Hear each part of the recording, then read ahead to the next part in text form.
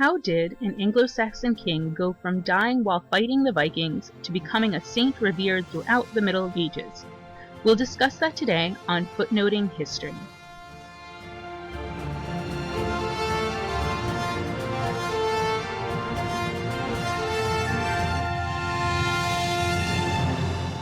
Hello, this is Nicole, and welcome to the April 20th episode of Footnoting History.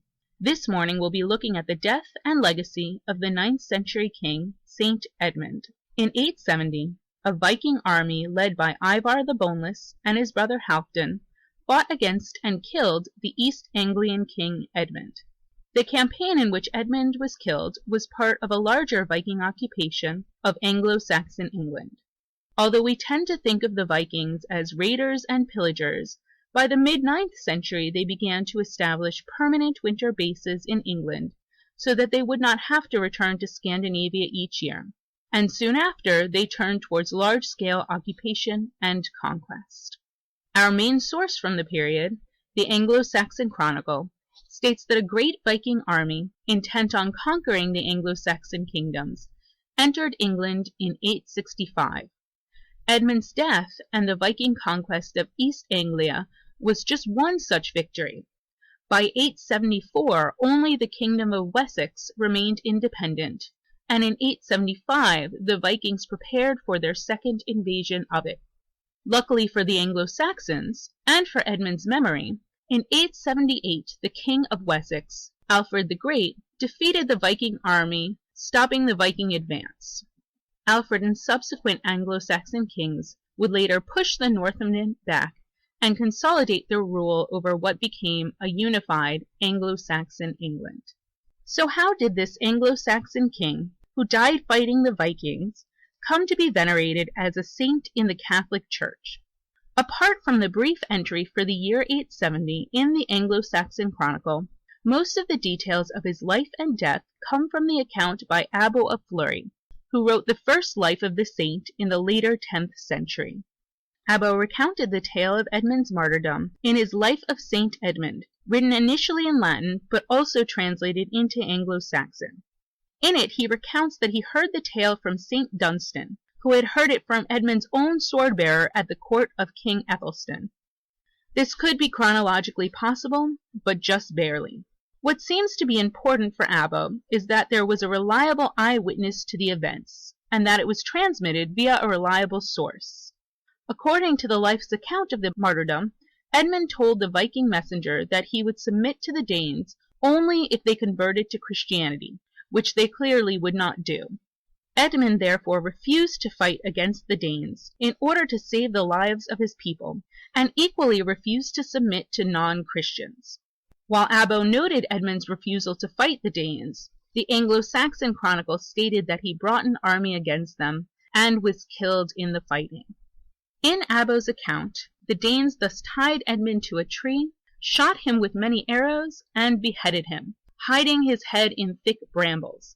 This is a clear allusion to Saint Sebastian, an early Christian saint and martyr, also tied to a tree and killed with arrows, but by pagan Romans instead of pagan Vikings. To further illustrate the drama between the pagan Danes and the Christian Edmund undergoing martyrdom, Abbo stated that Edmund's calling out to Christ during his martyrdom further infuriated the ferocious pagan Danes. After the Danes had killed Edmund and left, people found the body and went searching for the head, which cried "Here, here, here," miraculously, so that they could find it. The head had been guarded by a wolf, who kept it from being attacked by other animals. Because the war was still going on, Edmund's body was buried quickly, but Abbo recounted that many years later his remains were translated to a church specifically erected for him.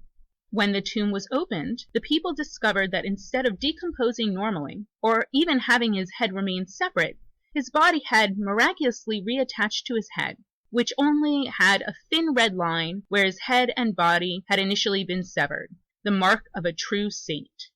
According to Abbo, his body was incorruptible because that is the reward for a righteous life and abstaining from fornication. And he said that this was attested to by the widow Oswin, who opened the sepulchre and tended to Edmund's body for many years, cutting his nails and his hair, and saving these relics. Here again, Abbo made sure to note that all of his information from Edmund's martyrdom and miracles were from reliable witnesses. As in any good saint's life, miracles followed at the tomb. Just to give one example, when 8 thieves tried to break into the tomb, they were all bound in place by the saint. Abbo, like a good Christian monastic writer, emphasized the struggle between pagans and Christians. Of course, Abbo wanted to forward the idea that Edmund was a saint, and not just a king killed in battle. But like other monastic writers of the early Middle Ages, he saw history as the progression and eventual triumph of Christianity, and therefore emphasized the religious struggle. Churchmen also emphasized the Vikings' paganism over all else because of their interaction with them. From 793, Vikings sacked monasteries such as Lindisfarne in Northumbria, that is northern England, because they were wealthy and more or less unguarded. Although the warrior elite of Anglo-Saxon England and the rest of early medieval Europe acted in many respects like the Vikings, they respected monasteries. Well, usually. Edmund was, of course, not the only king to die in battle in the period from the 9th to the early 11th centuries, when power struggles that engulfed the Scandinavian world often played out in England. King Olaf, who was a mercenary for the Anglo-Saxon king Ethelred, who also lost his throne to other Northmen, was killed at the head of an army trying to retake the throne of Norway. Like Edmund, Olaf also came to be venerated as a saint, and continues to be the patron saint of Norway. Edmund's cult was definitely founded by 895, at which point the first of a series of St. Edmund coinage was issued. More than likely, the community of Bury St. Edmunds had formed around the king's body by this point. Through the 10th and 11th centuries, Edmund's cult enjoyed royal patronage and devotion by the kings of Wessex, who, as they gained territory from the Danes, later became kings of England. Abbo's promotion of Edmund as a saint was successful. Edmund became a symbol of Christian kingship and of the political claims of the kings of Wessex to rightly rule England instead of the Northmen. Edmund lost his position as the top saint in England to St. George after the Norman conquest in 1066. But as recently as 2006, there was a major effort to restore Edmund to his position of patron saint of England. Although the campaign was unsuccessful, the Suffolk County Council did adopt him as the patron saint of Suffolk. In addition to being a royal saint, Edmund became the patron of the new monastery of Bury St. Edmunds. His body was ceremoniously translated to the new abbey church in 1095, and in 1098 Baldwin, the abbot of Bury, commissioned a work which forwarded the abbey's political claims on the miracles of St. Edmund. Edmund's cult continued to enjoy popularity throughout the Middle Ages. The Abbey of Bury St. Edmunds was a popular pilgrimage site and became very wealthy because it housed Edmund's body.